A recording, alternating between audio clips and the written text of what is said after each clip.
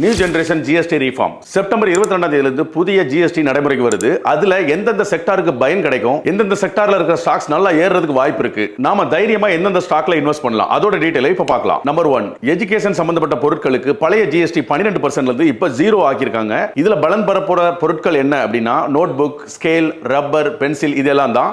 இந்த செக்டார்ல அதிகமா ப்ராஃபிட் பண்ண போற கம்பெனிஸ் பாத்தீங்கன்னா டாம்ஸ், செல்லோ, ஐடிசி. ரெண்டாவதா health care sector. Health care செக்டார்ல நிறைய பொருட்களுக்கும் சர்வீஸ்க்கும் முன்னாடி இருந்த 18% இருந்து இப்ப வெறும் 5% மாத்திருக்காங்க. இதுல பலன் பெற போற ஸ்டாக்ஸ் என்னலாம் அப்படின்னு பாத்தீங்கன்னா Apollo hospital, Zydus wellness and Vimta labs. மூணாவதா home appliances, AC, TV, computer, monitor இந்த மாதிரி எலக்ட்ரானிக்ஸ் பொருட்களுக்கும் 28% இருந்து 18% ஜிஎஸ்டியை குறைச்சிருக்காங்க. இதுல பலன் பெற போற கம்பெனிஸ் என்னலாம் அப்படின்னு பாத்தீங்கன்னா Voltas, network technologies, Syrma technologies. நாலாவதா ஆட்டோமொபைல் செக்டார். குறிப்பிட்ட சில 2 வீலர், 3 வீலர், 4 வீலருக்கு பழைய ஜிஎஸ்டி 28% இருந்து 18% குறைச்சிருக்காங்க. இதுல பலன் பெற போற கம்பெனிஸ் என்னலாம் அப்படின்னு பாத்தீங்கன்னா Swaraj engine, TVS motor and Eicher motors. அஞ்சாவதா எஃப்எம்சிஜி செக்டார். நாம டெய்லி யூஸ் பண்ற பொருளான tooth paste, tooth brush, hair oil, shampoo இது எல்லாத்துக்கும் 18% இருந்து 5% ஜிஎஸ்டியை குறைச்சிட்டாங்க. இதுல பலன் பெற போற முக்கியமான கம்பெனிஸ் ஹிந்துஸ்தான் யூனிலீவர், கோல்பால். இந்த மாதிரி ஃபண்டமெண்டல் நாலேஜோட ஸ்டாக்ஸ்ல இன்வெஸ்ட் பண்ணி மியூச்சுவல் ஃபண்டை விட 2 மடங்கு 3 மடங்கு சம்பாதிக்கணும் அப்படின்னு நினைச்சீங்கன்னா பயோல நம்மளோட வாட்ஸ்அப் குரூப் லிங்க் இருக்கு, ஜாயின் பண்ணிக்கோங்க.